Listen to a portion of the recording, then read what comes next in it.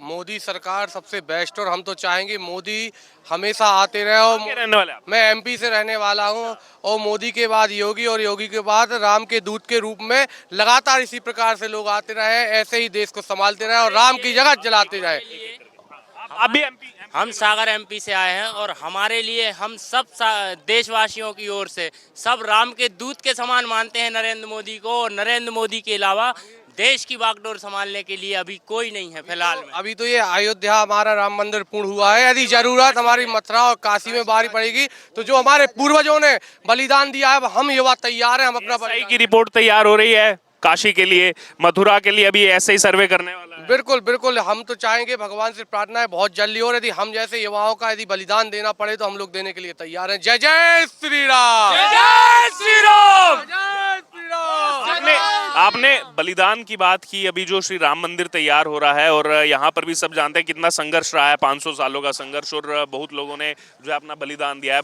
उनको भी सम्मान देने के लिए ट्रस्ट ने यहाँ पर कार सेवक पुरम बनाया जा रहा है, उनको भी अब वो सम्मान दिया जा रहा है, उनके नाम से जो है पथ वगैरह रहेंगे। ये क्यों, ये तो कार सेवक का सम्मान है जो कि उन्होंने ये तपस्या की है कि हमारा राम मंदिर बने। लेकिन आप ये परिकल्पना की है कि हमारे भगवान रामलला सरकार को टेंट में कई वर्षों तक बिठाया गया है। हमारे लिए यदि छत ना दिया जाता हो, यदि हमारे लिए यदि एक दिन छत ना मिले, यदि एक दिन हमारे लिए कंबल ना मिले तो हमें ठंड लग जाती। तो हमारे तो रामलला कई वर्षों तक, 400 साल 500 साल वर्षों तक हमारे टेंट में रहे। तो हमारे लिए देखने का सौभाग्य, हमारी आने वाली पीढ़ी के लिए सौभाग्य कि हमारे देश में हमारे रामलला की स्थापना और राम मंदिर बनने जा रहा है।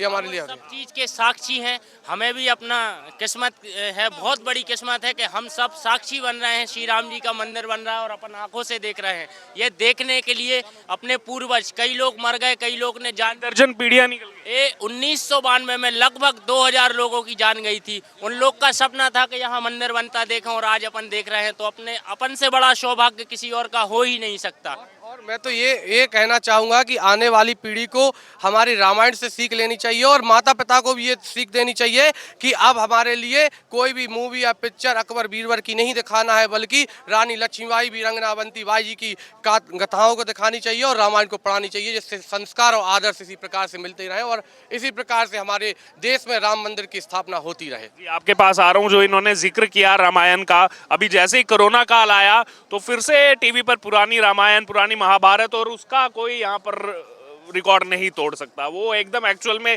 फिर से ऐसे लगा कि हाँ यही सब हुआ था, यही सब पात्र थे। आज के युग में कोई कितनी भी बना लेने, लेकिन जो देखने को मिल रहा है, जो दर्शकों का फीडबैक आ रहा है। जी आप बताइए, आपका क्या नाम? देखिए, सबसे पहले तो मैं ब्रह्मा जी के पुत्र भृगु मुनि की तपोभूमि, मैं बलिया की धरती से हूँ मैं। और प्रकृति से जुड़ने का मतलब प्रकृति से जुड़ना होता है।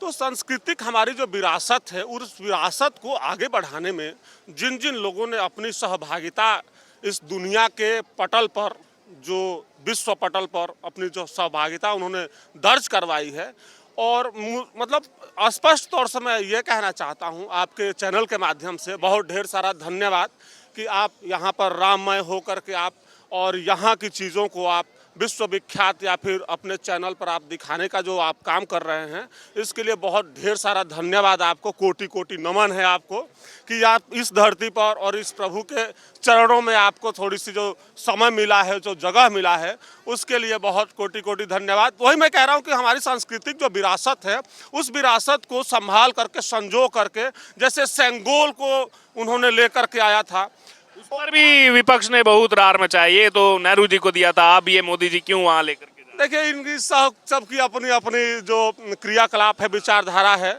और अपने अपने हिसाब से अपने अपने काम को लोग कर रहे हैं। तो उसमें हम राजनीतिक हस्तक्षेप वगैरह हम नहीं करना चाहते हैं, क्योंकि हम भी एक छोटे से, जो भी हम प्रभु के चरणों में रहने वाले हैं। तो यही मैं कहना चाहता हूं कि सांस्कृतिक विरासत को संजो करके जो आगे बढ़ाने का जो काम किया है, और जिनकी भी उस पर सहभागिता हो। आप पता ही है आपको कि देखिए, महाभारत का जब युद्ध हुआ था तो उसमें बहुत बड़े बड़े वीर हुआ करते थे, लेकिन सबको कृष्ण जी ने नहीं चुना, किसी विशेष एक को चुना, जिसमें से अर्जुन का नाम सबसे पहले आता है। हालांकि वीर तो बहुत लोग थे। ऐसे नियति जो है ना, किसी एक व्यक्ति को चुनती है अपने समय के हिसाब से, और चुन करके उसके माध्यम से अपने सब कामों को पूर्ण करती है। जैसे आप सिकंदर के समय चाणक्य जी ने एक छोटे से बालक को, चंद्रगुप्त मौर्य को उन्होंने पकड़ा था और उसको ट्रेनिंग दे करके और कैसे कैसे उनको सिखा करके बता करके और एक मगध का सम्राट उन्होंने बनाया, जो भारत को अखंड उन्होंने कर दिया। तो मैं निश्चित तौर पर यह कहना चाहता हूं कि समय जो है अपने आप काल चक्र वो चलता रहता है, जो समय अपने आप बदलता है और ले करके इस विश्व पटल पर आज के समय में भारत की जो दुंदुबी जो है, भारत का जो डंका है, उसको दुनिया के पटल पर एक आखिरी ऊपर करने का जो देखिए, मैं तो जब माननीय प्रधानमंत्री जी 2014 में प्रथम बार प्रधानमंत्री बने हुए थे, तो इतने बार जब उन्होंने शुरुआत की थी विदेश यात्राओं की, तो लोग विपक्ष का काम था उनको कहना कि इतनी विदेश की यात्रा करते हैं। इसके पहले भी कई प्रधानमंत्री आए, जब से मैंने देखा है, तो कभी भी इस प्रकार से उन्होंने विदेश यात्रा नहीं की, क्योंकि ये अखंड भारत की शुरुआत थी। अखंड भारत को जोड़ने के लिए उन्होंने ये यात्राएं शुरू की थी और आज उसका परिणाम है कि आने वाली 22 तारीख को अभी आप देखिए ना, अभी क्या हुआ, कतर में 8 भारतीय जो यहाँ पर सैनिक थे उनको डेथ सेंटेंस दे दिया गया। विपक्ष ने बहुत हल्ला मचाया, चुनाव भी उस समय चल रहे थे कि देखिए ये 8 लोगों को जो है मृत्युदंड दिया जा रहा है, क्या कर रही है सरकार ये। अब जैसे ही पलट गया फैसला, वो उनका डेथ सेंटेंस को जो है रिलैक्स कर दिया गया, वो नहीं हो रहा है। अब विपक्ष उस पर चुप है। विपक्ष में है कौन? वो बच्चे बेचारा पप्पू, जिसकी परिवारवाद की राजनीति चलती आ रही है। वो तो इस पत्थर को पत्थर भी नहीं मानेंगे कि यहाँ पत्थर रामलला का अवशेष है, यहाँ की रज को रज नहीं मानेंगे कि यहाँ की रज रज है, वृंदावन की रज। इस वकील भी तो लगा दिए थे कि राम तो कभी हुए नहीं, ये तो सब काल्पनिक है, राम से तो मुझे अगर वो ये कहते थे तो अब वो क्यों जा रहे हैं महाकाल में चंदन लगा रहे हैं और फिर क्यों पैदल यात्राएं निकाल रहे हैं? उनको तो लगता था राम नहीं है, तो अब आप अपनी राजनीति क्यों सेक रहे हो फालतू में? भगवान के नाम पे चंदन लपेटे फिर रहे, वहाँ महाकाल की जय कर रहा है। एक जगह उनकी बहन है, वो बहन जा रही है, उनको आरती में ये नहीं पता कि आरती के बीच में आरती नहीं ली जाती। आपको जानते हैं नहीं है, सनातन धर्म जानते हैं नहीं है, लगे हैं राजनीति करने। जो आया है उसको देखिए, उसी का परिणाम है ये। आज उनकी सरकार नहीं है और ये इसी प्रकार आजीवन जब तक ये पप्पू का परिवार गांधी रहेगा और कांग्रेस के लोग रहेंगे, उनकी सरकार बनने वाली नहीं है। जो राजा रामचंद्र जी के रूप में, राजा रामचंद्र जी के सेवक के रूप में कार्य कर रहा है, देश के प्रधानमंत्री का लगातार इसी प्रकार से सरकार बनती रहेगी। आने वाले समय में योगी और फिर बालकनाथ जैसे कई लोग ऐसे हमारे महापुरुष आएंगे और इसी प्रकार से काशी विश्वनाथ में और मथुरा और वृंदावन और हमारे रामलला की स्थापना करने का कार्य करेंगे। जय जय श्री राम। आपके चैनल के माध्यम से, क्योंकि ये हमारा नया वर्ष नहीं है, तो भी मैं नूतन नए वर्ष की सभी को शुभकामनाएं देना चाहता हूं और एवं बतलाना चाहता हूं कि आने वाले समय में जो हमारा नया वर्ष होता है उसको भव्य रूप से मनाएं। जय श्री राम, जय जय श्री राम। जय जय श्री राम।